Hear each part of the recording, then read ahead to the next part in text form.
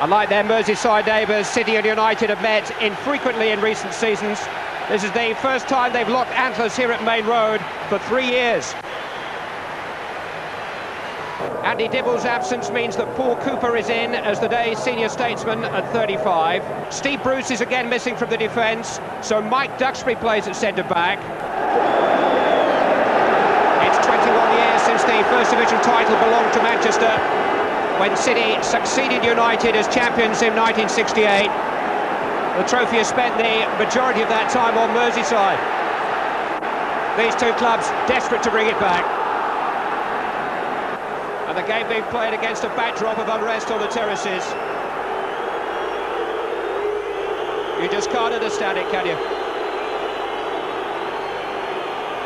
And Neil Mitchley has had to call a halt to proceedings in the hope that proceedings may halt on the stand behind Jim Leighton's goal. Well, the fans have been segregated. 12,000 of the 44,000 tickets were sent to Old Trafford.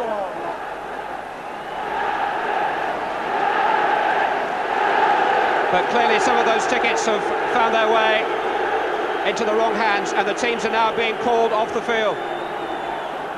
And what a sad start to the resumption of derby football in Manchester. The players spent 9 minutes off the field as police and club officials endeavoured to usher the United fans who'd bought tickets for the North Stand down to their section at the opposite end of the ground. Order was quickly restored and the stage was cleared for football. Referees are going to have eyes in the back of the head on Derby Day. That's a great ball from Hinchcliffe. Here's David White again. Palace from full stretch, missed it. Oldfield 1-0. City in front. David Oldfield. Gary Palace to slip. Leighton beaten. City jubilant. And David Oldfield, whose last minute goal at Brentford in the week was so valuable, has scored an even more important one now. Gary Pallister should have cut it out. His long leg couldn't reach it, and Oldfield took advantage.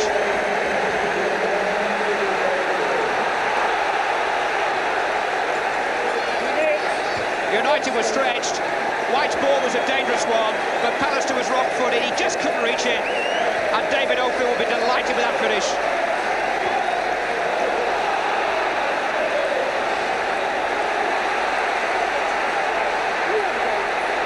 David White. Cut out by Ince. Donaghy in trouble. Great chance from Morley. Super save by Leighton. Late maybe. United all over the place. Morley! It's 2-0. 2 goals in as many minutes.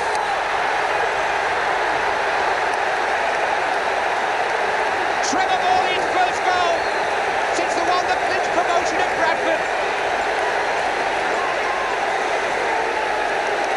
Manchester United have only themselves to blame. Lake's ball embarrassed them. Look how bravely Morley went in.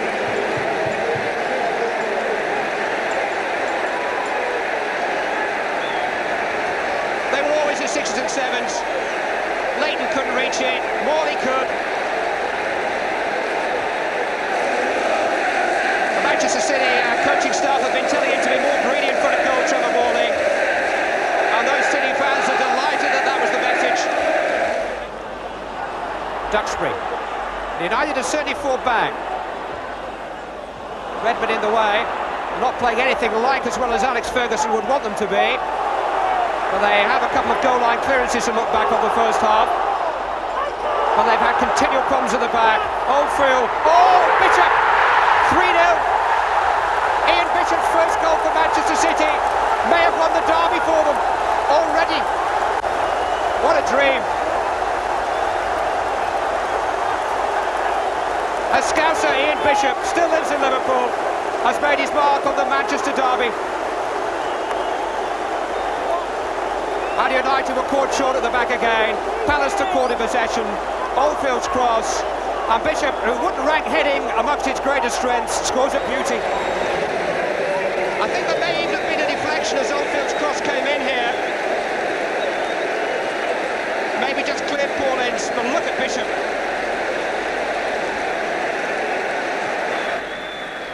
It's been such an energetic Manchester City performance. Hughes.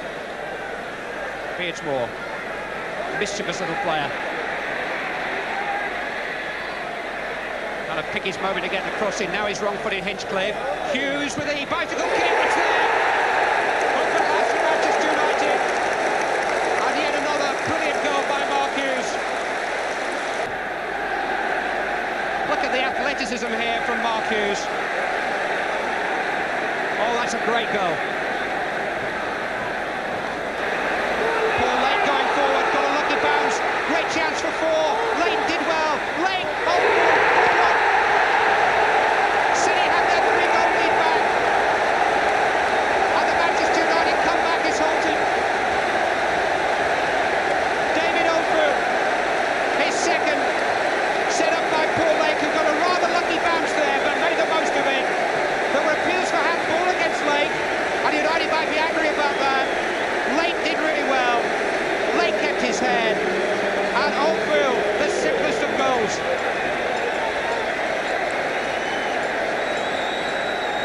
Jim Leighton bravely out, but Lake stayed on his feet, and that was the key. And I could have scored that,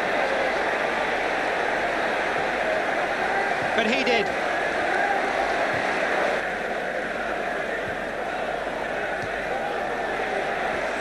Sharp challenge by Gale. Bishop to Morley. Bishop again. Great ball for David White from Ian Bishop. Early cross, chance at the far post, Hinchcliffe. That's just marvellous stuff. It's a dream day for Manchester City. And that's a goal as good as Jim Leighton has ever seen or been beaten by. Andy Hinchcliffe finished it off. The build-up though was magnificent. What a cross by White. And where did Hinchcliffe come from? He's the left back, remember? Bang!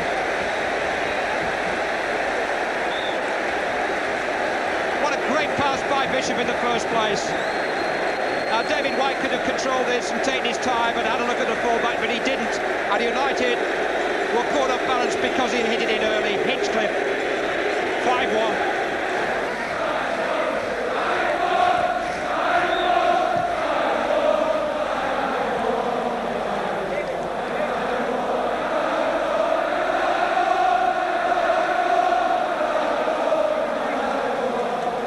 Manchester United fans sitting there, they've gone home. Manchester United have barely been able to play a single pass without being pressurised. And Manchester City have recorded their biggest ever win in a Manchester derby here at Main Road. It's been an afternoon they'll talk about for years. An afternoon that these young City players will treasure for now. And will surely be a starting point for so much more. They've made their worst start to a season for 9 years. But all that's been forgotten now. They're off and running with a most dramatic and comprehensive win over the old foe. And the meeting of the Manchester clans has produced one of its most incredible afternoons. Manchester City 5, Manchester United 1.